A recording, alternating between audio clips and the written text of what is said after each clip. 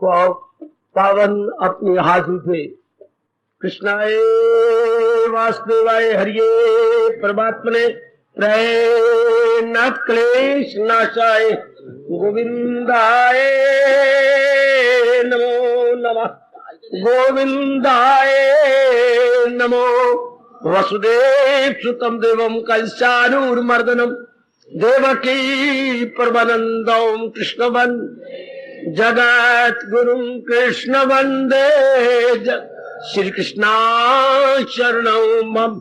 श्री कृष्णा शरणौ मम। श्री कृष्णा शरणौ।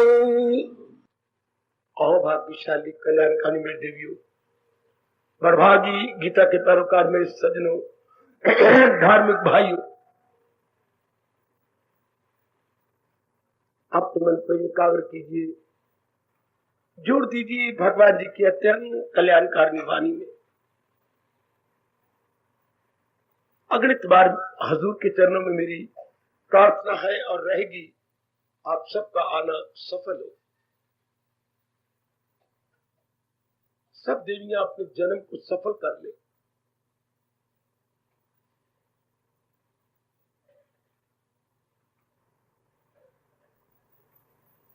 मालिक हमारी हार्दिक प्रार्थना की ओर जरूर नजर रखेंगे। आप प्रसंग की ओर हम लौट आए। प्रसंग चला हुआ है एक बहुत निराला, लेकिन है बड़ा रुचिकर। वो ईश्वर यानी जीवात्मा। ईश्वर तो वो सर्वव्यापी है ही, और हर एक प्राणी पदार्थ में उनका छाया पड़ रहा है। चूंकि मालिक की जात चेतन है, पावर है, एनर्जी है, इसलिए हर चीज अपना अपना काम इसी प्रकार करने लग जाती है। जैसे आपके घर के अंदर इलेक्ट्रिक पॉइंट्स पता नहीं कितनी होंगे, करंट बिजली की आई और सारे अपने काम करते हैं। कहीं पंखा, कहीं फ्रिज, कहीं आपकी टीवी, कहीं आपके कपड़े प्रेस करने वाली मशीन, कोई चीजें आपके घर के अंदर है और दिन ब दिन बढ़ती जा रही है। सब बिजली करंट से चलती हैं।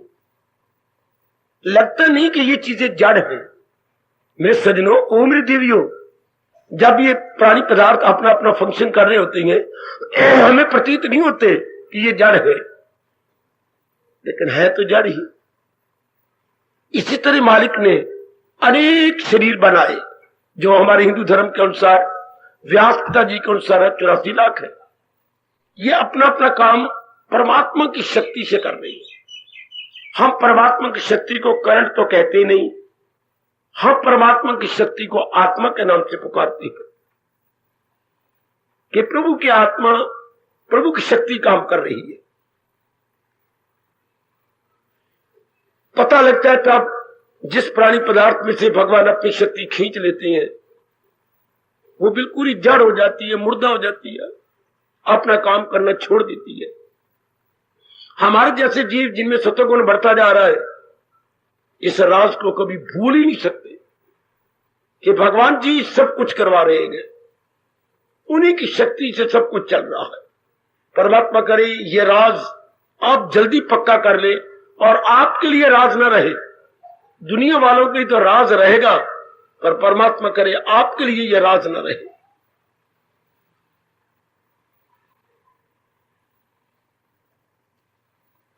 वो ईश्वर एकाग्र रहने में देवियों बहुत गुणकारी, लाभकारी प्रसंग है, हम सबके लिए उपयोगी है, चूंकि हर रोज काम आता है। सर्वव्यापी परमात्मा जब अपनी शक्ति से शरीरों को चलाती हैं, उसी को हम आत्मा कहते हैं। वो ईश्वर यानी जीवात्मा। जीवात्मा जीवन की आत्मा। जीव मैंने जीवन, जिसके कारण से हमारी जिंदगी है, हम जिंदा है। इसलिए हमारे राष्ट्रभाषा में दो शब्द है, जिंदा इंसान को बोलते हैं सजीव और मुर्दा इंसान को बोलते हैं निर्जीव। जीव नहीं रहा, निर्जीव हो गया। जीव है जैसे हम सब के अंदर सजीव। शब्द ही ऐसे बनाए गए हैं ताकि हम लोग असलियत की पहचान करते रहें।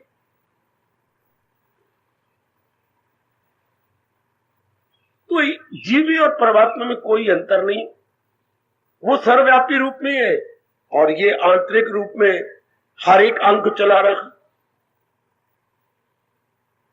अब ये कहां है सूक्ष्म शरीर पर? ये भी जब भी फुर्सत घड़ियां मिल गई करें ऐसे राज की बातों को जो हमारे ऋषियों ने खोज निकाली, घंटों बैठ के विचार करना चाहिए, तब ये हमारे मन में बैठ जाती है। देखो, या तो एक पौना घंटा में मिला, बाद में जाके विचार करना चाहिए कि महाराज जी की शक्ति से ये सारे शरीर चल रहे हैं और महाराज शक्ति बुद्धि पर पड़ती है। अंदर मन और बुद्धि को सूक्ष्म शरीर कहती है, वो साथ मिला लेती है चित्त और अहंकार। लेकिन ज्यादा काम जो 24 घंटे चलता है वो हमारी मन बुद्धि का। बुद्धि निर्णय कर लेती है और मन उसी निर्णय के अनुसार संकल्प विकल्प करता। ये भगवान ने बड़ी रास की बात दूसरे अध्याय बताई, जब जो अकले इरादी रहे, जब इंसान का इरादा पक्का रहता है तो यकसू और पुख्ता हिंसा का दिन, तो मन एकाग्र हो जाता है, पक्का हो जाता है। चूंकि इसी का प्रभाव मन पर, मन का प्रभाव तन पर, तीन ही उपकरण हम लेके पैदा हुए हैं। वो सूक्ष्म शरीर कौन सा जो विचार करता रहता है, सोचता रहता है, कौन सा जो कभी हंसता है कभी रोता है, कौन सा सूक्ष्म शरीर कभी उतार में है कभी चढ़ाव में है, अप डाउन, जो अप डाउन करता है, कौन सा सूक्ष्म शरीर जो गहरी नींद में थकावट को दूर कर देता है, वो सूक्ष्म शरीर। हाँ, जो सपने लेता है, हाँ, जिसमें सुफुरने उठती हैं, संकल्प विकल्प उठती हैं, हाँ, जो जिसके अंदर कोई आज्ञा उठती है और तन से काम करवा लेता है, ये जो अंदर सफुरने उठती हैं। अच्छा, इसी को हमारे हिंदू धर्म के अनुसार मेरी देवी मेरे सज्जनों सूक्ष्म शरीर के नाम से पुकारा जाता है। और बुद्धि का जो घर है वो ये बरीक बरीक घोड़े के वाल से भी बरीक नाड़ियां, या अंग्रेजी में बोलेंगे वेन्स, अंडरस्टैंडिंग वेन्स, ये समझ की नाड़ियां। अच्छा, जो कभी जा रही है भूतकाल में, कभी वर्तमान में, कभी भविष्य में। अच्छा, है बड़ी सूक्ष्म, लेकिन काम बड़ा गजब का कर देती है। अच्छा, इसी के बिल्कुल पास ये परमात्मा का जो छाया पड़ता है वो ये। अब ये सूक्ष्म चीज है कैसा? छाया की तरह, जैसे हमारा छाया पड़ता है, सूर्य में जा रहे हो तो छाया उससे भी सूक्ष्म। ये महाराज जी ने जब आपके गर्भ के अंदर शरीर बन जाता है 4.5 महीने में, तो बाद में वो जीव प्रवेश करता है। एक एक बात मेरी आई गौर से सुन लेना।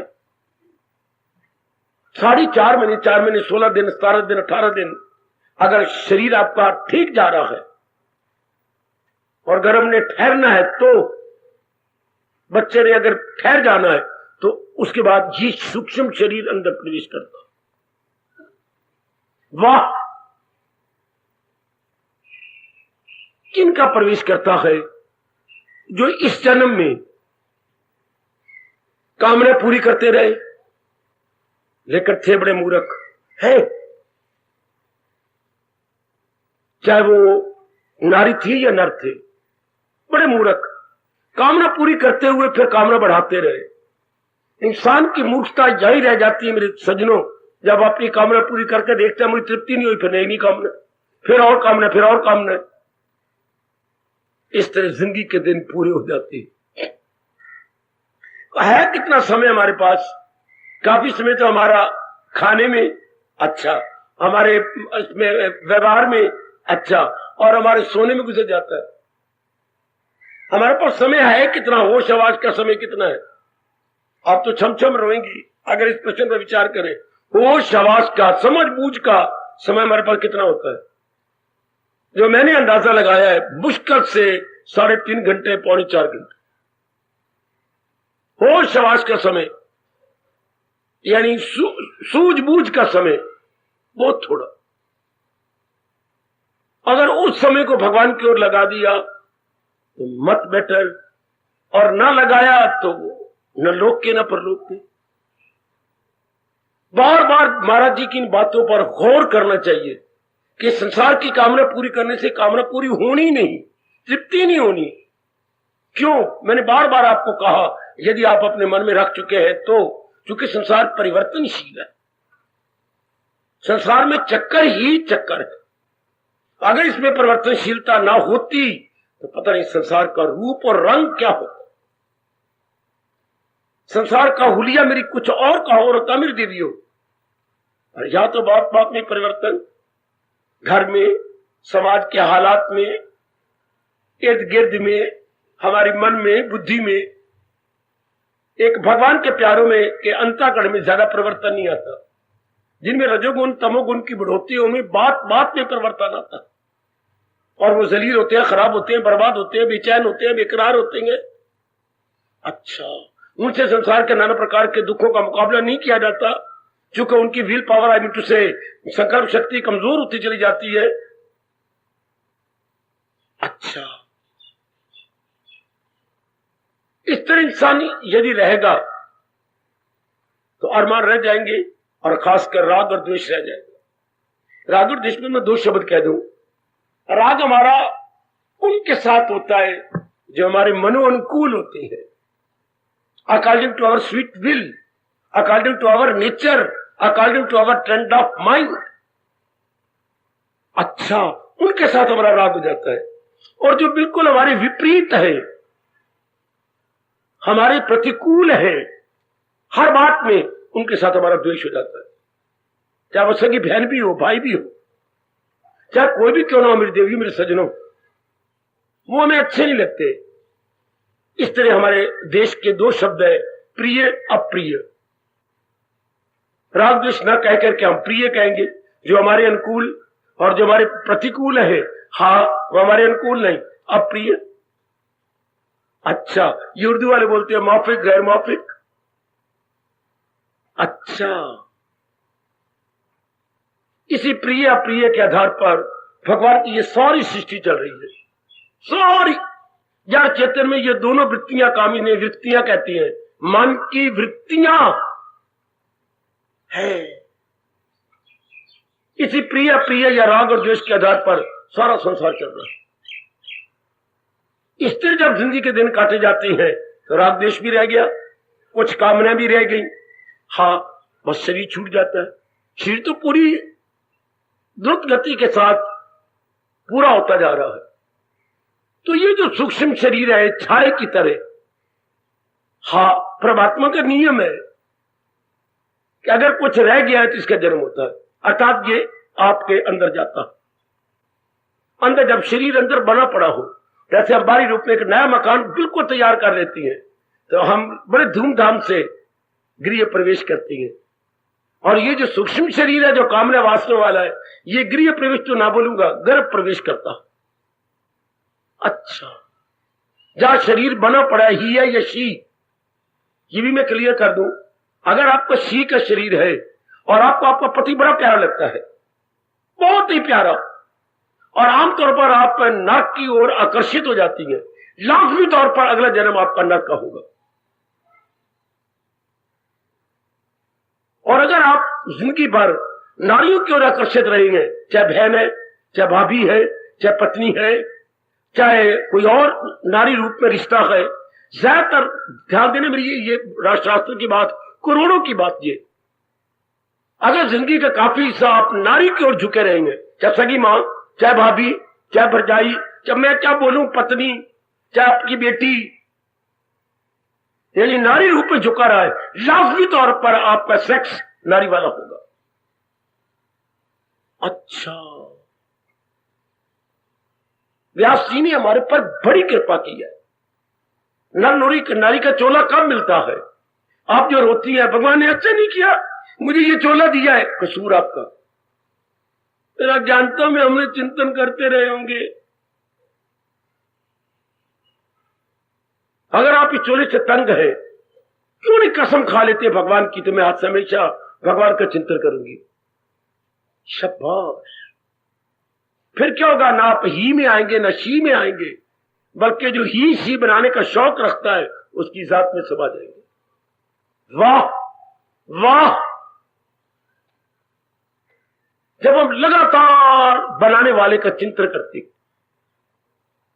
और जब हमारी वासना रह जाती, अगर हम संसार की ओर झुके रहे, जरूर हमारी वासना रह जाएंगी, जरूर हम धोखा खा चुके, धोखा खाएंगे। तब जन्म होता है कहां? जहां आपकी इन वासनाओं ने पूरा होना। अगर आपकी धार्मिक वासना रह गई है तो भगवान जी एक धार्मिक माता पिता घर में पैदा करेंगे। अगर किसी की रजोगुणी कामना, कंचर कामनी कीर्ति की, तो फिर जन्म अहले किरदार में आके दे। फिर किसी ऐसे घराने में जाएगा जहां काम ही काम, धंधे ही धंधे, धंधों में अंधे, अंधों में धंधे, धंधे में अंधे, उन्हीं में लगे रहेंगे। और अगर शराबी, कबाबी, विलासी, कैरेक्टर बर्बाद करने वाला, तो वो फिर तमोगुनी को घरों में जन्म लेंगे। तो ये हमारे अपने हाथ में है। आप जरूर इस बात को मान चुके होंगे कि मैं हर समय भगवान का चिंतन करूं। घाटा है नर का चिंतन करने में, और घाटा है नारी का चिंतन करने में। बहुत नफा है मेरी वाणी पर विश्वास करना, केवल भगवान का चिंतन करना। बहुत लाभ, बहुत लाभ, बहुत लाभ। ये लाभ मेरी जबान से वर्णन विस्तार पूर्वक नहीं हो सकता। How I will try my best, all in when. बिल्कुल असंभव है कि हम विस्तार पूर्वक आपको समझा सके। इसलिए मेरी और मेरे कृष्ण की जरूर मान लेना, हर समय प्रभु का चिंतन, वरना अगला जन्म जरूर होता है। अनुभव किया तब बोल रहा, पहले मैं बड़ा हैरान था, ये जन्म मरण क्या होता है, ये मरने के बाद क्या होता है, मरणोत्तर जीवन क्या होता है, जो मैं प्रकाश डाल रहा हूं। बहुत ही लाभ है अपने मन को समझाकर हर समय भगवान का चिंतन कर। फिर हम उस अंदर की जो ज्योति है, उस सर्वव्यापी ज्योति में समा जाते। बिल्कुल सच्चाई की बात आपसे कह रहा हूं, इतनी भी जरा भी नहीं बढ़ा रहा। भगवान मुस्कुरा रहे होंगे, जैसा मेरे मालिक ने मुझे अनुभव करवाया है, शब्दों का सहारा लेकर उस राज की बात को प्रकट करने की चेष्टा कर रहा हूं। भगवान मेरी इस चेष्टा को सफल करे। तो ये जो मालिक कह रही है, एक तन में दाखिल, एक से जुदा, एक से एक घराने से हमारा वियोग हुआ, वियोग का विपरीत अर्थ, और दूसरे पेट में जाके हमारा संयोग हुआ। हाय, ये कामना वासना कारण से। मैं आपको एक जगह ले चलूं, बैठे बैठे। कहां? उद्धव जी आए गए गोपियों को समझाने के लिए, और भगवान की पत्रिका भी लाए हैं। खैर तू मैं बड़ी हुई गोपियों की, बड़ी उन्होंने लज्जित किया उद्धव को, क्योंकि वो वेदांत या ज्ञान मार्ग समझाने आए थे। एक प्रेमी क्या जाने। तो जब वो अपने ले गई किसके पास, हमारी राधा के पास, उन्होंने कहा हमारे से सुन ली ना, अगर कोई हमारे से कसर रह गई है तो हमारी राधा के पास चलो, जो बिल्कुल प्रेम और भक्ति स्वरूपा है। ले गए, उधर जी बातें बनाने लगे। अब राधिका मुस्कुराती हुई और कुछ मीठा मीठा क्रोध करते हुए कहने लगी, उद्धव भैया, हमें नहीं चाहिए ज्ञान योग, हमें नहीं चाहिए तुम्हारा कोई ध्यान योग, हमें नहीं चाहिए तुम्हारा हठ योग। तो फिर राधा तुम्हें चाहिए क्या? हमें तो संयोग चाहिए। हर समय मालक के संग हमारा अंतःकरण मिला हुआ। संयोग, आपको संयोग चाहिए। हां, तो क्या संभव है? हां, है। मैं कैसे मानूं कि ये संभव है? अब उस वक्त राजा ने चमत्कार किया पहली बार। हे मेरे कान्हा, अगर मैं दिलो जान से जब से आपसे प्यार कर लूंगी, आज तक मेरी वृत्ति आप में लगी रही है, प्रकट हो जाओ। तत्काल महाराज जी प्रकट हो गए। उसी समय राधा का पहला चमत्कार। बेटे, हम तो हिंदू धर्म की रिसर्च कर रहे हैं ना। That is the first miracle. हमारी राधा जी का पहला चमत्कार। उधो के तो आने पाट गए और वो हाथ लगाने लगे। सच्ची मुच्ची के कृष्ण है, कोई पत्थर दे आ गए। पैरों को लगाओ चमड़े है, चमड़ा है। हाथ को लगा तो चमड़े है। प्रभु आप बोलते भी है, मुस्कुराए जोड़ के, हंसी। हाँ, पर मैं तो आपको छोड़ आया था मथुरा में, आप यहां भी हैं। हाँ, उस घड़ी से उधो अपने ज्ञान योग को छोड़ गया है। इतनी शक्ति प्रेम में होती है, इतनी शक्ति संयोग में है कि कहा कि अगर मैंने शुरू से अब तक पूरा प्रेम आपको ही मन में बसाया है तो मेरे कान्हा अब प्रकट हो जा। सेकंड भी नहीं लगा होगा बेटे। राधा, तूने मुझे याद किया।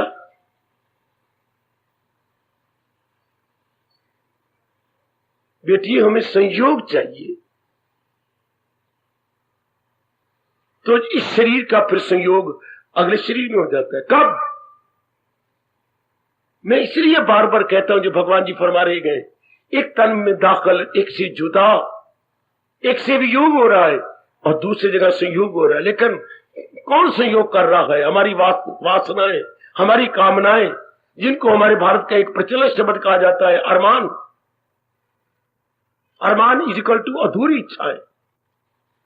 वो हमें लिए जा रही है, बिल्कुल लिए जा रही है। आज सारा दिन आपने कहां काटा? जहां जहां आपके अरमान होंगे, इच्छाएं होंगी, लेना देना होगा, जिम्मेवारी होंगी। तब बिना कैंट भी गए थे, गया था। अड़ी ये डोडो 4-3 दिन तो राजपुरे भी गई थी, वापस आ गई। क्यों? कामना करके पूरी कराई। कितनी जगह आप गए हैं, कितनी जगह आप चक्कर काट के आ रहे गए, फिर मैं तो नहीं गया। मैं भी तो आपकी में एक हूं। अगर आप गिनती करेंगे तो कहीं तो मुझे भी रखोगे। अगर आप गिनती करो 500, 500, 600, 600, 800, 900, 1000 से ऊपर, तो किसी कोई एक नंबर तो मेरा भी होगा। आप सारे कहीं ना कहीं गए हैं, मैं क्यों नहीं गया? एक ही जवाब, कोई वासना नहीं, कोई कामना नहीं, कोई राग नहीं, कोई द्वेष नहीं, कोई लेना नहीं, कोई देना नहीं। तो फिर क्या? जिंदगी में ही जीव एक स्थान पर रह जाता है। मेरा जीवन आपके लिए एक आदर्श जीवन है। क्यों बैठा है अंदर वाला जीव? शरीर तो तब बैठा जब अंदर कोई कामना नहीं, वासना नहीं। क्यों बैठा है? कोई कामना नहीं, वासना नहीं। लगाइए अंदाजा, बरसों से बैठा है। शरीर छूटेगा, कहां जाएगा? सिवाय मालिक किसने कहां जाना है? मुकाबला करो मेरे साथ आपका। मैं भी तो 5 तत्वों का बना हुआ हूं। मेरे में तो वही शक्ति है जो आप में है। हाँ, अंतर किसमें आ गया? अंतःकरण में आ गया। असलियत जान लेने के बाद संसार फीका पड़ जाता, बिल्कुल फीका है जी। कोई तमन्ना नहीं देते, चूंकि ये हमारी तृप्ति नहीं कर सकता। Then why to demand? If there is no demand, no supply. पता है ना आपको, अगर नर मांग ना करे, पूर्ति भी कोई नहीं होगी। पर दुनिया में चारों ओर जहां भी मनुष्य जाती रहती है, डिमांड और सप्लाई चल रही है। Demand and supply, you demand and supply must be. इंसान का जन्म क्यों होता? अपनी डिमांड के अनुसार। सप्लाई मालिक ने करनी है। मेरे अंतःकरण कोई डिमांड नहीं करता। बैठा हूं ये कमरे के अंदर, डट के बैठा हूं, स्वाध्याय कर रहा हूं, कोई बात सुन जा रहा हूं, कभी तल्लीन हुए जा रहा हूं, कभी मुस्कुराए जा रहा हूं, कभी गाल पे हाथ रख के गंभीर हो जाता हूं। क्यों? भगवान के इर्द गिर्द चक्कर ही काटता रह जाता हूं। ये कब अवस्था बनती है? मैं बैठा हूं आपके व्यास नदी पर, जब संसार की असलियत जान लिया जाए। अनित्यम असुख, सब एक्टिविटीज स्टॉप। जितनी भी एक्टिविटीज कर रहे हैं ये सारी व्यर्थ की एक्टिविटी है। किसी भाई को इतराज हो, खड़े जाओ, मुझे ना बोलने दो। किसी मेरी बेटी को इतराज हो तो जितने कुछ भी कर रही है सब व्यर्थ है। क्यों? यदि तृप्ति नहीं होती तो, यदि सदा रहने वाली शांति नहीं मिलती तो। करने का मतलब क्या हुआ?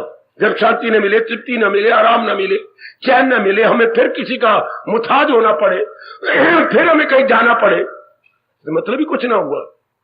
शाबाश। महापुरुष एक घटना सुनाती हैं। क्या?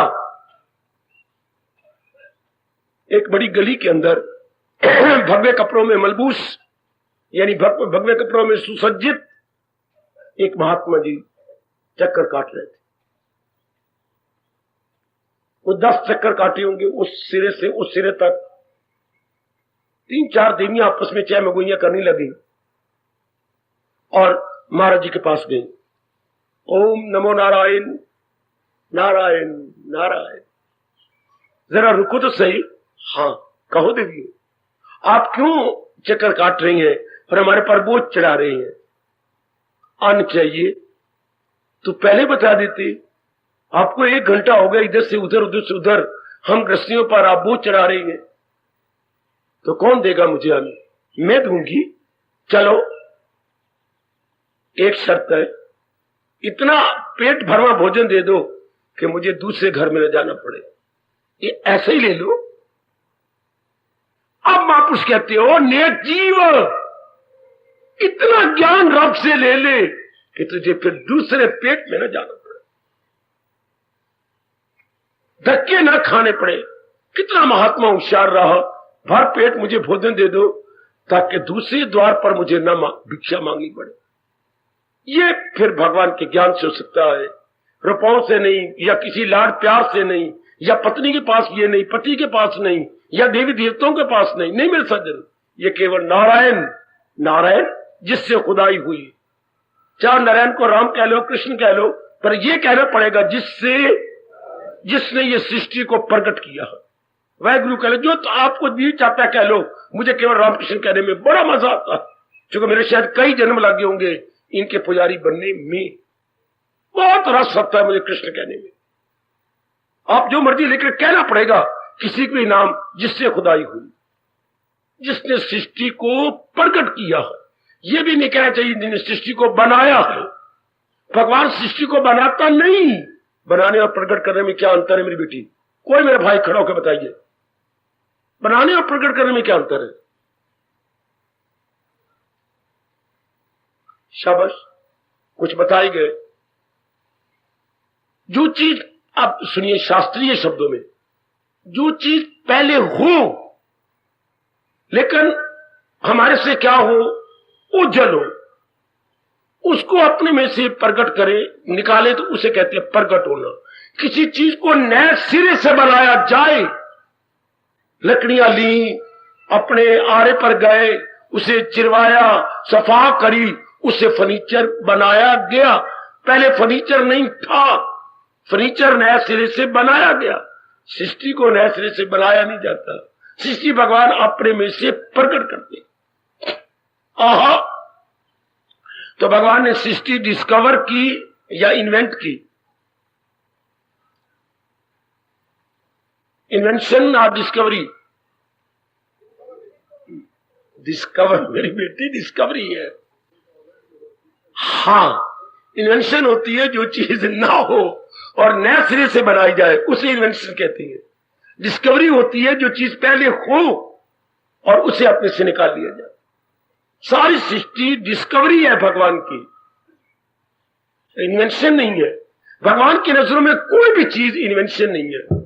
इन्वेंशन वो होता है जो पहले ना हो। ऐसी तो कोई बात ही नहीं जो चीज पहले ना हो, किसी न किसी रूप में पहले। आप कोई चीज बताइए, आप कहिए कि साइंटिस्ट ने ये चीज नए सिरे से बनाई, कोई आप मुझे छेड़ने के लिए बोल दो, मैं आपको जवाब दूं।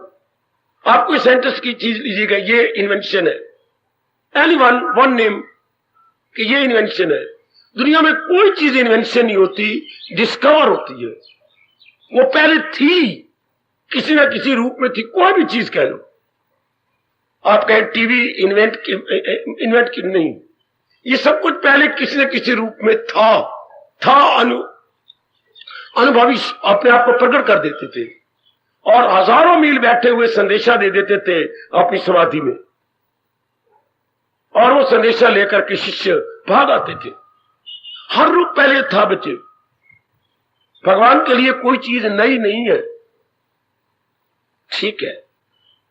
तो ये जो आवागमन का चक्कर बना हुआ है केवल अज्ञानता के कारण से, और मुझे पूरी आस है आप अज्ञानता की धज्जियां उड़ाते जा रहे होंगे, अज्ञानता दिन ब दिन खत्म होती जा रही होगी, है सब अज्ञानता के कारण से।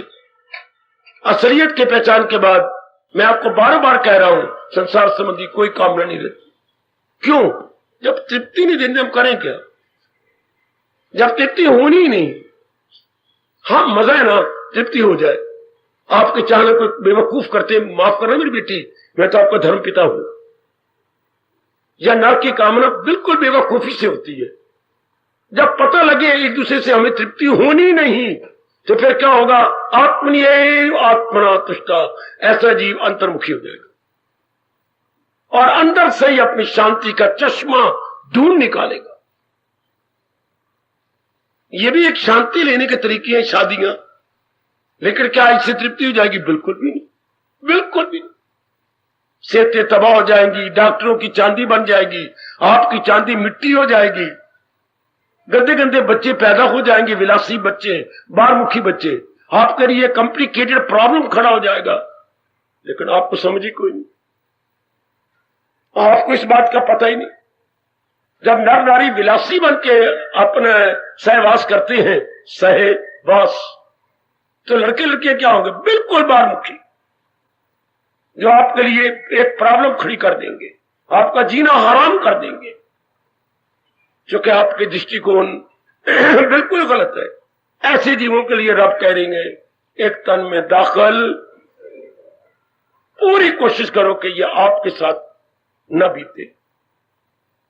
पूरा पुरुषार्थ कर मेरी नेक बेटी, मेरी रोम रोम से शुभ भावनाएं, कि आपके ऊपर ये श्लोक लागू ना हो कि एक तन में दाखिल एक जुदा ना, जुदाई हो पर कहीं संयोग ना हो, बल्कि मालिक में हम एक में हो जाए,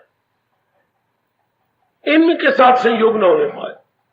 क्योंकि जहां संयोग होगा वियोग फिर भी होगा, फिर ये चक्कर तो खत्म ही नहीं होना। आज मेरा संयोग है, कल मेरा वियोग है, और कल भी कहीं वियोग है, कहीं संयोग है। तो आफ्टर ऑल ये चक्कर कब तक? जब तक कि हम भगवान को और जहान को सही रूप में नहीं पहचानते।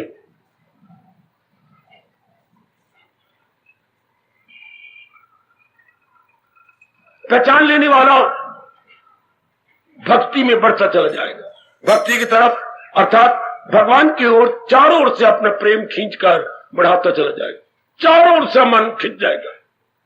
सुनो मेरे परमात्मा की नेक जीवो, ओ नेक मेरी देवियों, अपने प्रभु की सुन लो, न लागू करना अपने पर एक तन में दाखिल एक से जुदा। आगे देखो क्या कह रहे हैं, साथ अपने ले जाए। जैसे शादी के बाद कितनी ही चीजें हमारे भारत में, चाहे कई पिट पिट के मर गए, गवर्नमेंट मर रही, नियम बनाती जा रही है, कोई फायदा नहीं।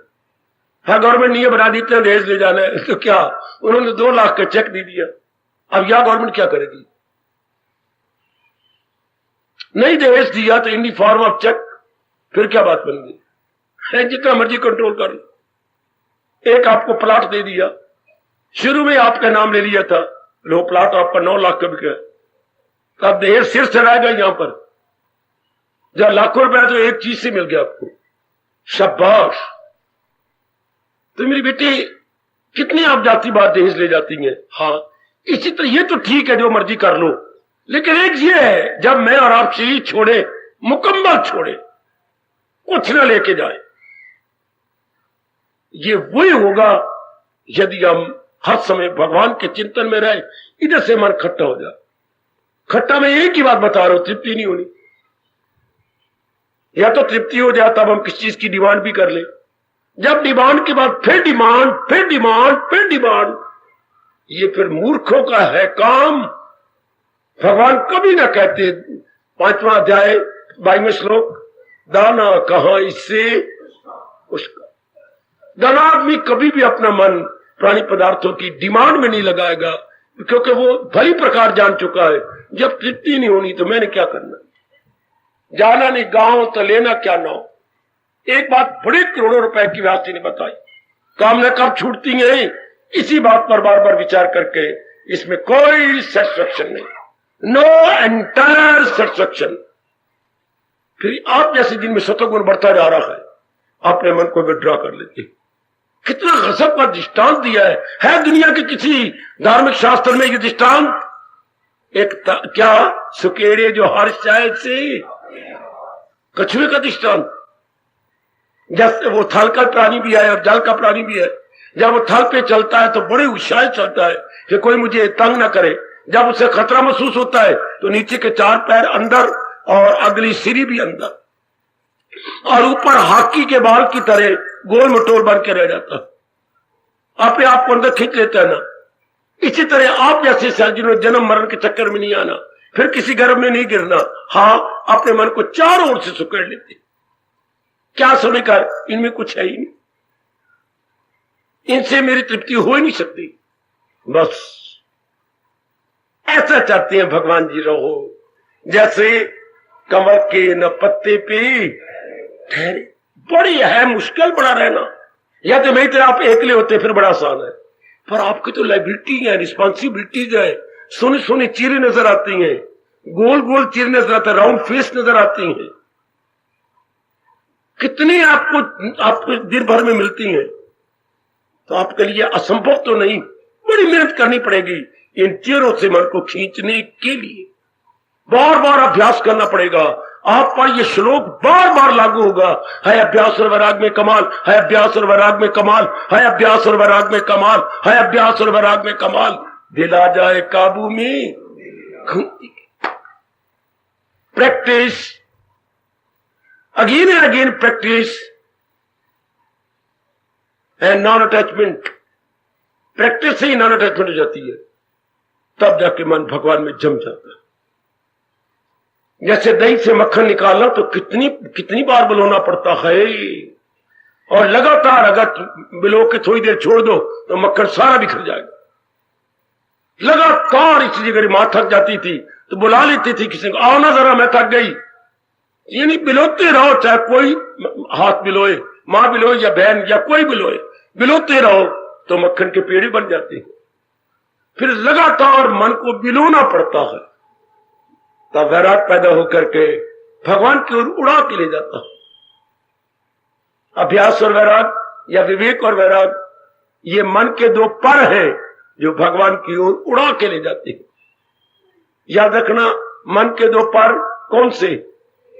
विवेक और वैराग। ये गरुड़ के 2 परों का काम करते हैं। जीव लंबी उड़ारियां भर लेता है। मैं फिर कहना चाहता हूं, अपने पे लागू न होने दो, साथ अपने ले जाए मन और हवास। फिर हमारे जैसे कम अकलों के लिए मालिक ने कह दिया मन और हवास। आप पूछ क्यों, कैसे? वो तो जानी जान है, भगवान सर्व ज्ञाता है। ये प्रश्न उनको पता है कि कम अकल यानी अल्पज्ञ या लिटिल नोइंग प्राणी जरूर करेंगे, तो दृष्टांत दे दिया, हवा जैसे ले जाए फूलों, जैसे वायु का झोंका खिले हुए फूलों के संग स्पर्श करके उसकी सुगंधी ले उठता है, इस तरह काल का झोंका अंदर सूक्ष्म शरीर के अरमानों को ले निकलता है किसी और जगह दाखिल करने की। तो गल ना बनी। चौथी पास हुए तो मिडिल में गए, मिडिल पास हुए तो हाई क्लास में गए, हाई क्लास में पास हुए तो यूनिवर्सिटी में गए। हाय हाय हाय हाय हाय, ये स्टूडेंट चक्कर ही काटता रह गया। वाह, गीता कहती है ना, ये कोई जीवन है, ये गंदा जीवन है पासान होना। पासान पासान पासान नहीं, बल्कि जीव तलीन हो जाए जिससे आया है। वो तब होता है जब भगवान का ज्ञान मिल जाए, फिर संसार फीका पड़ जाता। जब तक संसार फीका नहीं पड़ेगा मेरी माताओं देवियों सज्जनों, तब तक कामना आपको छोड़ेगी, कभी नहीं छोड़ेगी।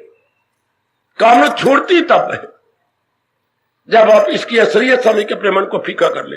संसार जैसा बना रहेगा, संसार की हर चीज बनी रहेगी, तो फिर बात क्या बनी? क्या बात बनी? आपकी चाहना नहीं रहेगी। रब के संसार को कौन खत्म करेगा जब तक परमात्मा खुद ना ले ले इसे। रब के संसार को किसी ने खत्म नहीं किया, मन के संसार को अनेकों ने खत्म कर दिया। हम तो मन के संसार को खत्म कर रहे हैं। सुनो मेरी भोली भाली बेटी, रब के परमात्मा के संसार को खत्म नहीं कर रहे, बल्कि मन के संसार को खत्म किया जा रहा है। तभी तो व्यास जी ने कहा मन जीते जग जी। जिसने इसको ज्ञान से जीत लिया जगत अपने आप जीता गया। कितनी रास की बात है, हाय कितनी प्यारी गीता जी है, कितना शानदार ये शास्त्र है।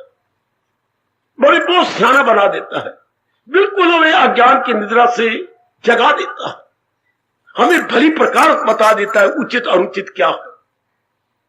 फिर हम लंबी उड़ारियां भर लेते हैं, लॉन्ग जंप लेते हैं और अपना कल्याण करके इस जहाने पानी से कूच कर जाते हैं। सियाने बनो, सियाने बन मेरी बेटी, सियाने बनो।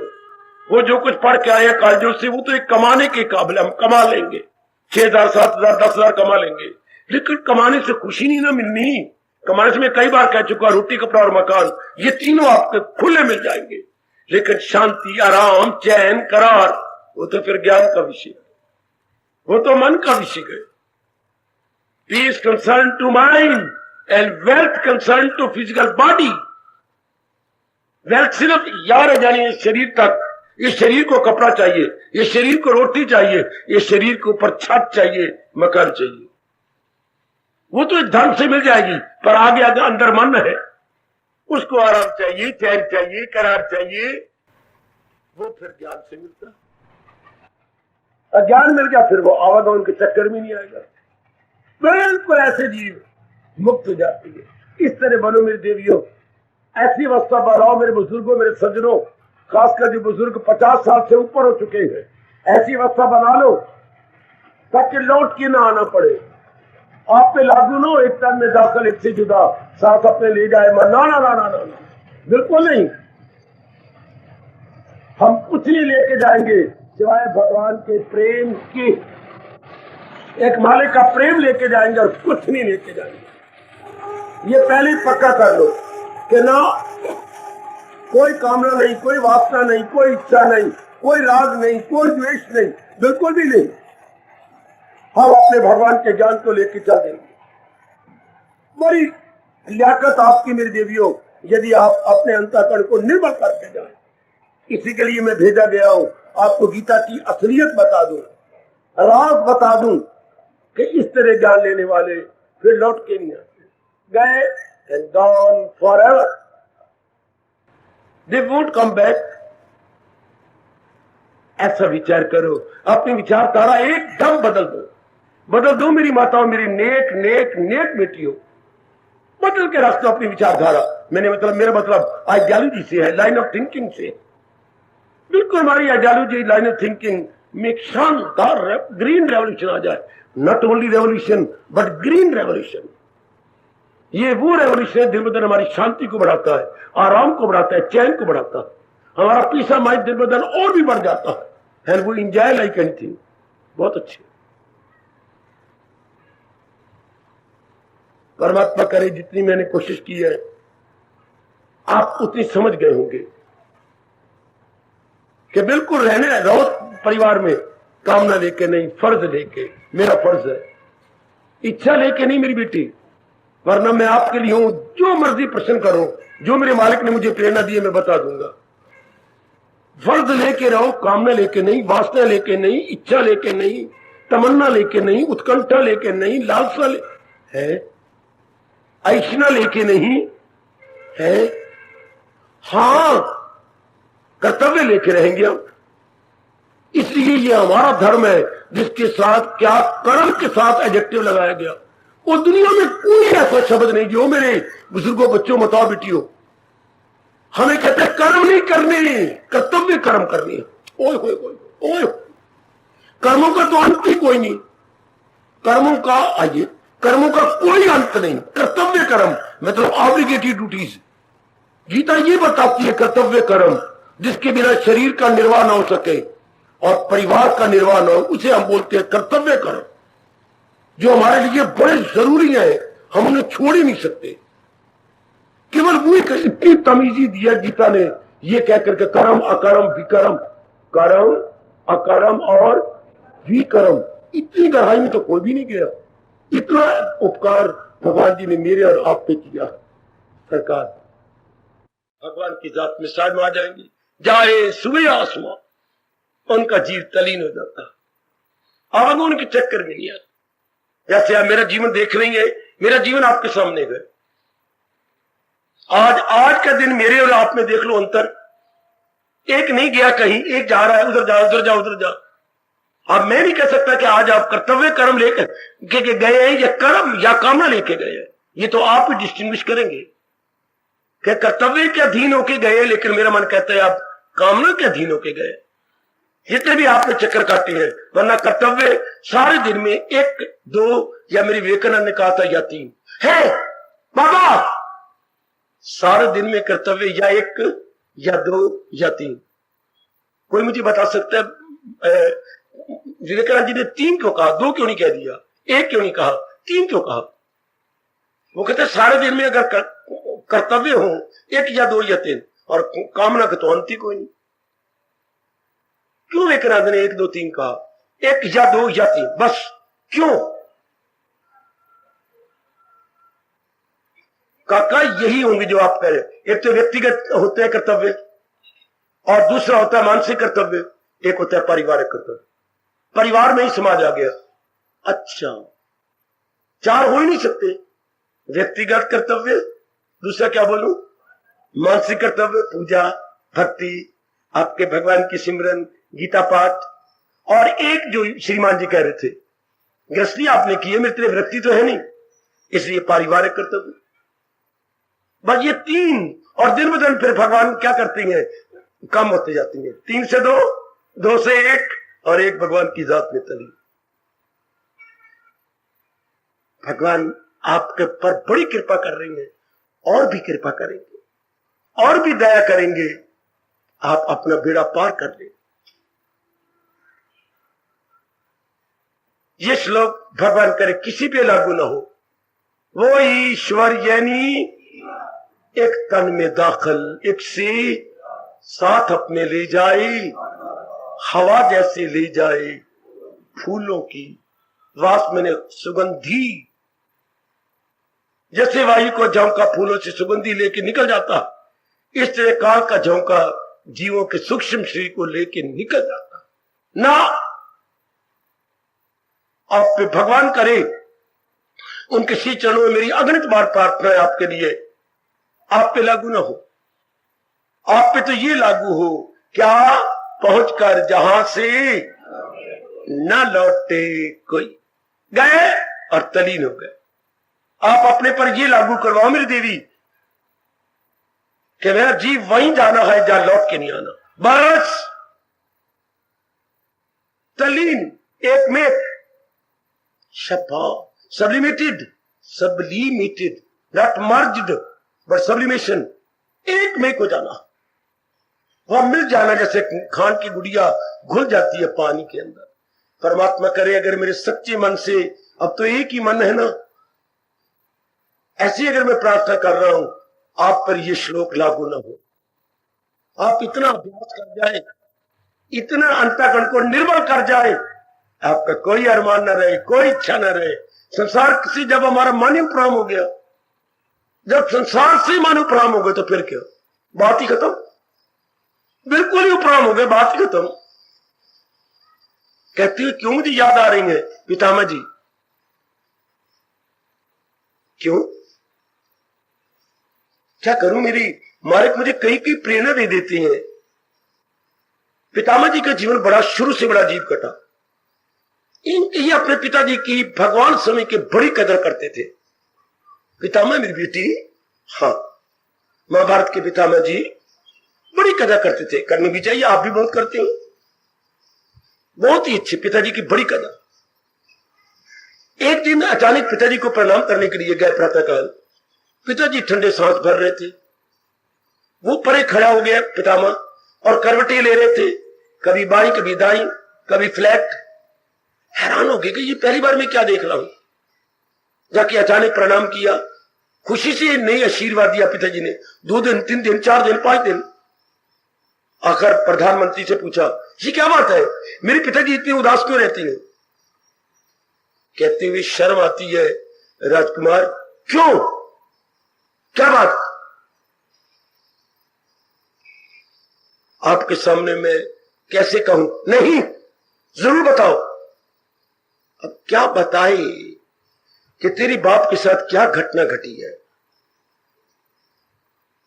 कि ये एक मल्लाह की लड़की को चाहते हो। गए थे सैर करने और उस दिन उसका बाप नहीं आया था केवट बनकर, उसकी बेटी आई केवट बनकर। तो ये देख के उसकी सुंदरता पर बस इंसान की जबरदस्त गिरावट, बेड़ी में बैठ गए। कहां जाना आपने? उस पार। फिर क्या हुआ? पितामा पूछती है अपने प्रधानमंत्री, फिर क्या हुआ? वो उस पार ले गई। आप उतरिए। नहीं। क्यों? आप उतरेंगे नहीं, मैंने उस पार जाना है। इस तरह कभी उस पार, कभी उस पार, कभी उस पार। लड़की का क्या बात क्या है? बात यही है कि मैंने अब उतरना है तुझे अपने साथ लेकर के। मैं तुझे पति बनाना चाहता हूं। ऐसा नहीं हो सकता, आप मेरे पिताजी को मिलिए। पिताजी को मिले। अच्छा, ये बात पिता ने कोई शर्तें रख दी? हाँ, नहीं कर सका। मैं अपनी बेटी का हक मार दूं? कभी नहीं हो सकता। वह घर में क्या फिर मंजी, झिक्की मंजी लेके पिछावे सुता पिया। वह फिर उदास, हताश, निराश। अब बेटा गया, मैं तो अपने बाप को खुश करूंगा। और खूब अकड़ के गए। उनका बेटा आया, पिताजी जो पहले बाप आया, आने दो, मैं अपनी मां को लेने आया हूं। मां, जरूर ले जाइए, और मैंने लेके जाना है। मैं शक्ति से नहीं, प्रेम पूर्वक शर्तें रखी कि जो मैं चाहता हूं, जो मेरी लड़की से बच्चा हो, वही राज का अधिकारी बने। जरूर, मैं वचन देता हूं कि जो आपकी लड़की से उत्पन्न होगा वही राज का अधिकारी। मुझे विश्वास नहीं, आप में बल ज्यादा, आप में जन बल, जनता आपको चाहती है। आप में धन बल, जन बल, धन बल और बुद्धि बल, तीनों तो आपके पास है। तो जो मेरी लड़की से पैदा होगा वो अंगूठे खाता रहेगा, मुक्के खाता रहेगा? नहीं, कभी नहीं होगा, क्योंकि उत्तराधिकारी तो आप और आपकी औलाद होगी। कभी नहीं, मैं कभी नहीं जो है राज पर बैठूंगा।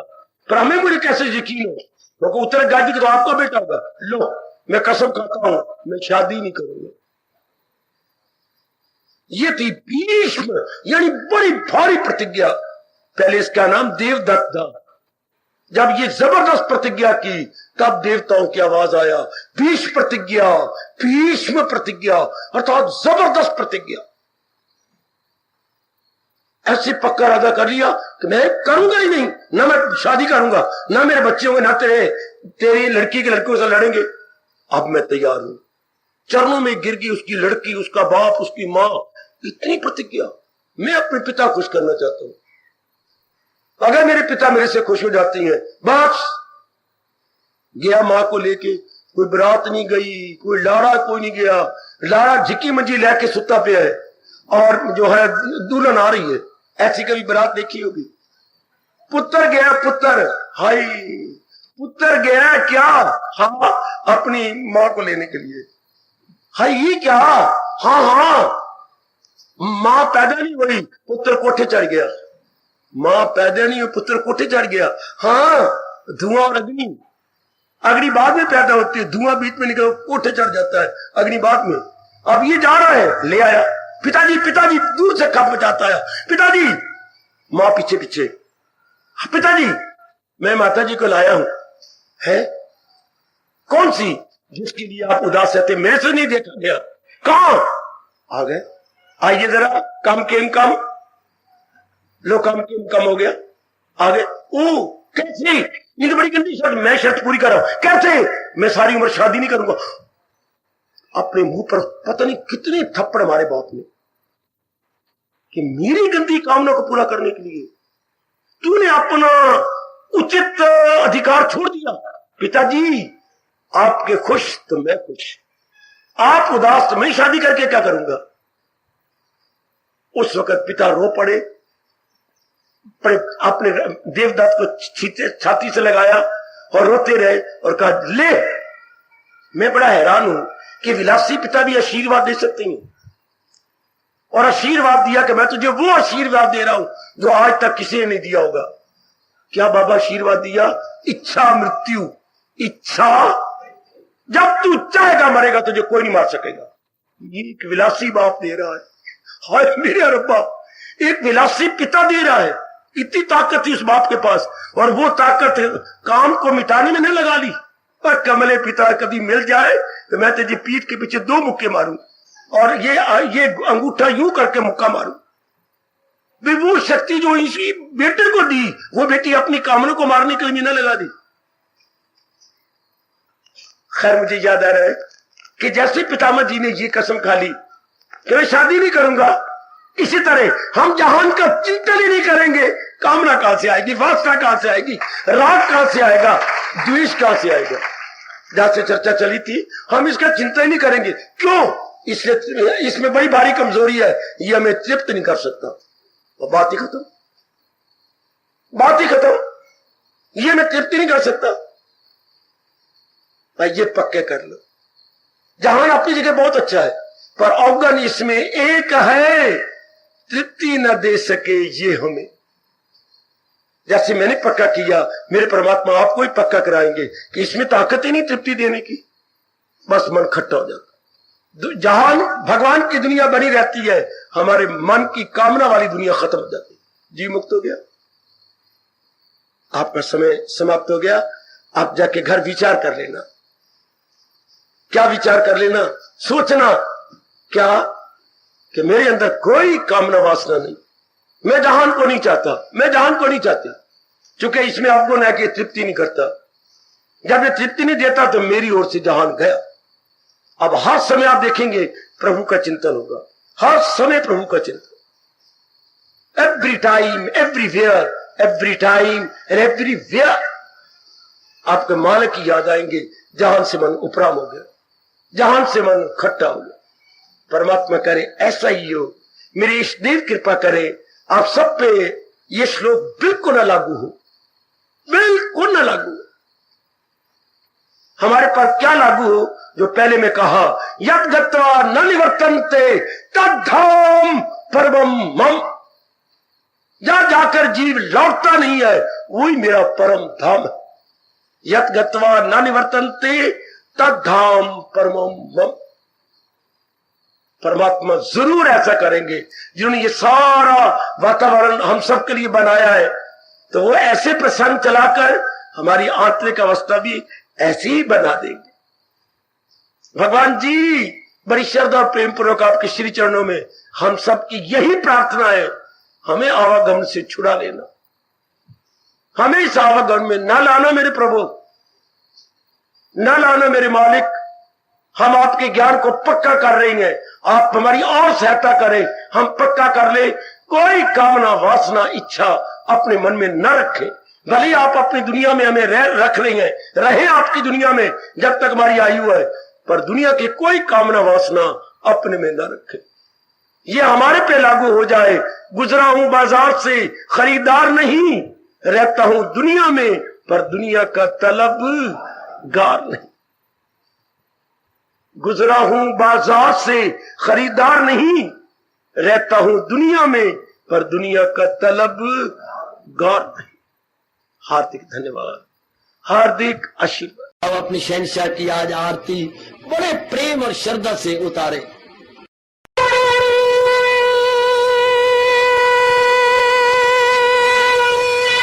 ओम जय जगदीश जय हरे स्वामी जय दीना लात हरे भगत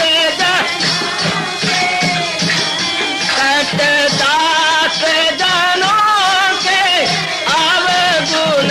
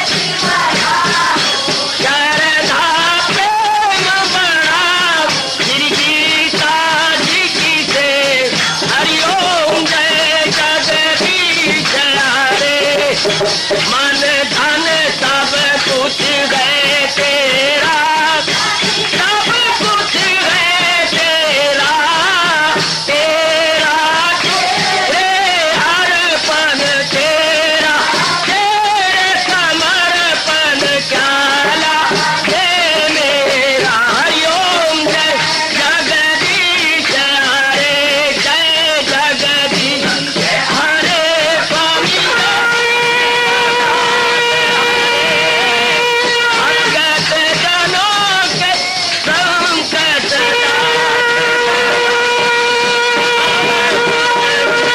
धारी सूरत। हरिओम जय जगदीश हरे, जय भगवद गीता, जय भगवद गीता। वने भवन्तु सुखिनः सर्वे सन्तु निरामयाः सर्वे भद्राणि पश्यन्तु मा कश्चित् दुर्भाग् भवेत्। हरिओम शांति शांति शांति। ओम प्रभु इसलिए भगवान कृष्ण की जगत गुरु भगवान कृष्ण महाराज की सप्ताह में सफल करना इसलिए हार्दिक धन्यवाद।